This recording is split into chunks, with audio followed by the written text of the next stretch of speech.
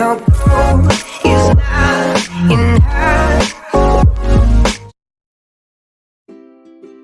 Hello everyone. तो आज हम बात करेंगे किरमिच की गेंद के बारे में। तो सबसे पहला सवाल ये है कि किरमिच क्या होता है।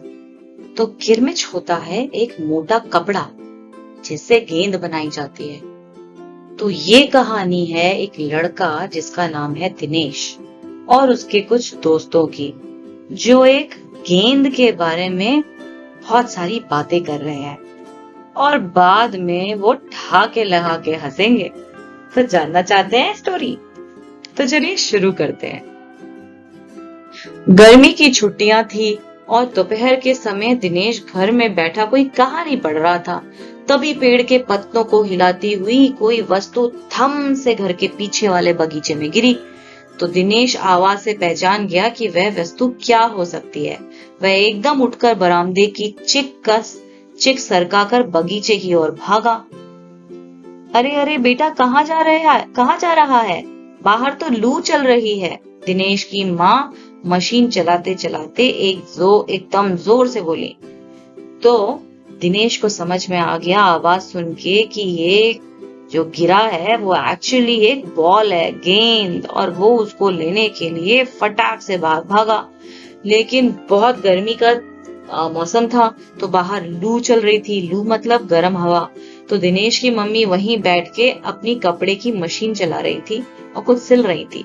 तो एकदम से चिल्लाते चिल्लाते बोली, अरे बेटा, कहाँ जा रहा है? बाहर तो लू चल रही है। परंतु दिनेश रुका नहीं।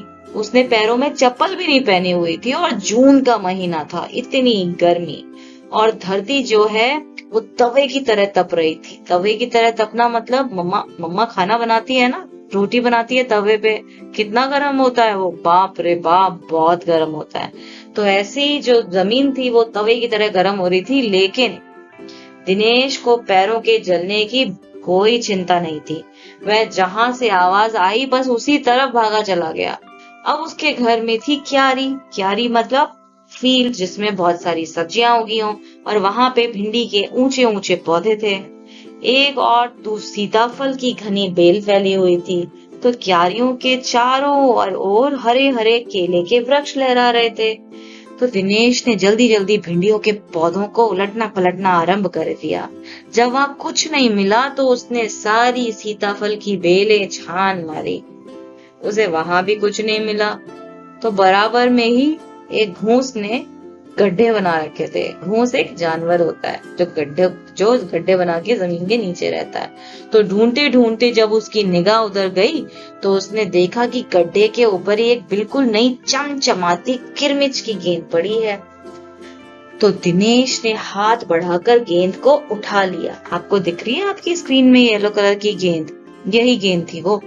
लगता था जैसे किसी ने उसे आज ही बाजार से खरीदा है, बिल्कुल नई नई। उसने उसे उलट पलट कर देखा परंतु कुछ भी समझ में नहीं आ रहा था। नजर उठाकर उसने आसपास की तिमंजिली इमारतों की ओर देखा कि हो सकता है किसी बच्चे ने ऊपर से फेंका हो। परंतु उस इमारत के इस और खुलने वाले सभी दरवाजे और खिड़कियां तो बंद थे।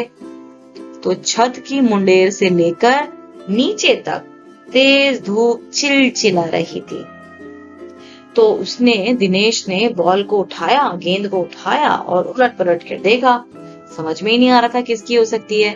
तो उसके घर के पास एक तिमंजिला इमारत थी। तिमंजिला मतलब जिस घर में 3 फ्लोर्स होते हैं, एक के ऊपर एक के ऊपर एक, है ना।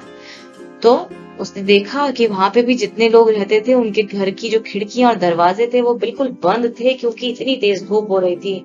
तो फिर कौन खरीद सकता है नई गेंद? उसको समझ ही नहीं आ रहा था। दिनेश ने सुधीर, अनिल, अरविंद, आनंद, दीपक, सभी के नाम उसके मन में उसने दोहरा लिए। यदि गेंद खरीदी भी गई है तो इस दोपहरी में इसे नीचे कौन फेंकेगा? अगर किसी ने ली भी हो उसके दोस्तों में से, लेकिन नीचे कौन फेंकेगा? सो वो ना हो यह गेंद बाहर से ही आई है। उसने सड़क पर बने गोल चक्कर के बगीचे की ओर देखा, लेकिन वहां पर तो केवल 2-4 गायें ही दिखाई दे पड़ रही थी, जो कि पेड़ों के नीचे सुस्ता रही थी, क्योंकि इतनी गर्मी थी तो वो भी पेड़ों के नीचे ही बैठी थी। तो उसे ध्यान आया कि जाने कितनी बार अपने मोहल्ले की बच्चों की गेंदें क्रिकेट खेलते हुए दूर चली गईं और फिर कभी नहीं मिली। तो एक बार तो एक गेंद एक चलते हुए ट्रक में भी जा पड़ी थी। तो तभी भीतर से, जब वो ये सब सोच रहा था, तो तभी भीतर से माँ की आवाज आई, अरे दिनेश, तू सुनेगा नहीं, सब अपने अपने घरों में सो रहे हैं और तू धूप में घूम रहा है। तो दिनेश गेंद को हाथ में लिए भीतर आ गया और ठंडे फर्श पर बिछी चटाई पर वह लेट गया और सोचने लगा, भले ही यह गेंद मोहल्ले में से किसी की ना हो, परंतु ईमानदारी तो इसी में है कि एक बार सबसे पूछ लिया जाए। तो गर्मी की छुट्टियां थी और बच्चों ने खेलने की सुविधा को ध्यान में रखते हुए एक क्लब भी बनाया हुआ था। तो उस क्लब में सभी बच्चों के लिए बल्ले थे और गेंद खरीदने के लिए वे आपस में क्लब का चंदा देकर पैसे इकट्ठा कर लेते थे। तो शाम को सारे बच्चे इकट्ठा हुए तो दिनेश ने सभी से पूछा, मुझे एक गेंद मिली है, अगर तुम में से किसी की गेंद खो गई हो तो वह गेंद की पहचान बताकर मुझसे तुम गेंद ले लो। तो तभी अनिल बोला, गेंद तो मेरी भी खो गई है। तो उसने पूछा, कब खोई थी तेरी गेंद? तो अनिल ने बोला, यही कोई 4 महीने पहले। तो दिनेश ने बोला, तो फिर यह गेंद तेरी नहीं है।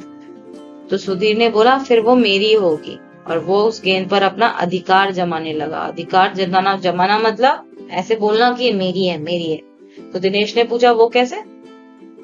तो सुधीर ने बोला, तू मुझे गेंद दिखा, मैं अपनी निशानी बता दूंगा। तो दिनेश बोला, वाह, ये कैसे हो सकता है? गेंद दिखाकर निशानी बताना कौन सा कठिन है, बिना देखे बता तब जानू। तो तभी ऊपर से दीपक उतर आया और दीपक अपना मतलब सिद्ध करने तथा अवसर पड़ने पर सभी को मित्र बना लेने में चतुर था। तो गेंद की बात सुनकर दीपक बोला, गेंद मेरी है। तो सभी ने एक साथ पूछा, कैसे तेरी है? कल ही तो तू कह रहा था कि इस बार तेरे पापा तुझे गेंद लाने के लिए पैसे नहीं दे रहे हैं। मेरी गेंद तो 5 महीने पहले खोई थी, दीपक ने कहा। जब बड़े भैया की शादी हुई थी ना, तब सुनील ने मेरी गेंद छत पर से नीचे फेंक दी थी। दिनेश अच्छी तरह जानता था कि यह गेंद दीपक की भी नहीं है।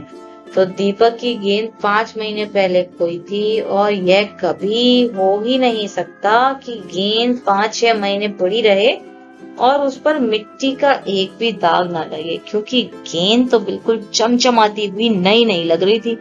तो दीपक ने कहा, मैं कुछ नहीं जानता, गेंद मेरी है, वह मेरी है और सिर्फ मेरी ही है।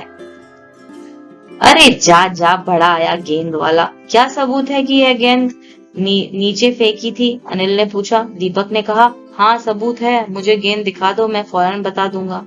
दिनेश ने देखा कि झगड़ा बढ़ रहा है। गेंद हथियाने के लिए दीपक सुधीर व सुनील का सहारा ले रहा था।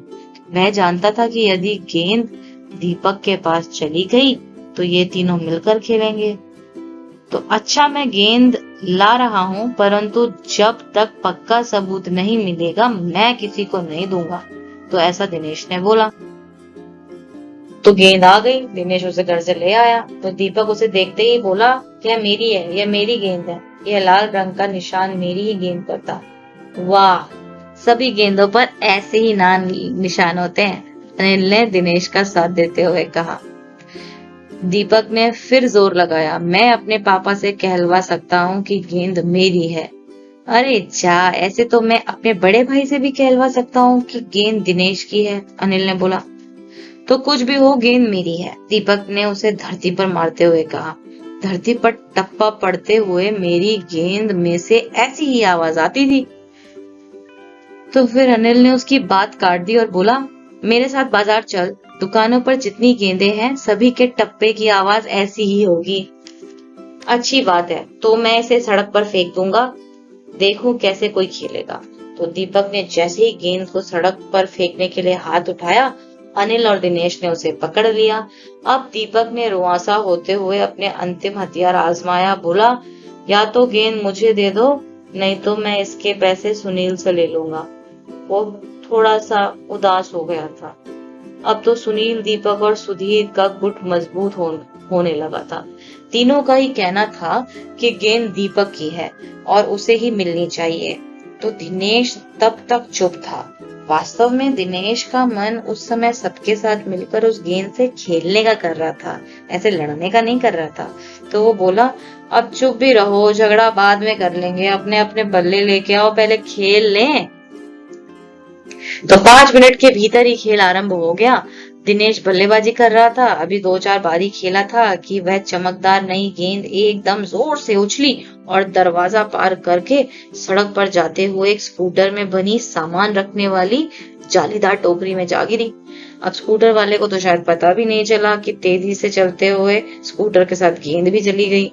तो बच्चे पहले तो चिल्लाते हुए स्कूटर के पीछे भागे, परंतु जल्दी ही सब रुक गए। वो समझ गए कि स्कूटर के पीछे भागना बेकार है, स्कूटर तो बहुत तेज जा रहा है। और एक पल के लिए सभी एक दूसरे की तरफ देखा और फिर जोर से ठहाके मार के हंसने लगे कि बताओ, अभी हम इतनी देर से इस गेंद के पीछे लड़ रहे थे कि मेरी है, मेरी है, मेरी है, मेरी है, और बेचारी उस गेंद के साथ हम तो खेल भी नहीं पाए। तो ये है किस्सा एक किरमिच की गेंद का। I hope you enjoyed this video. Bye bye.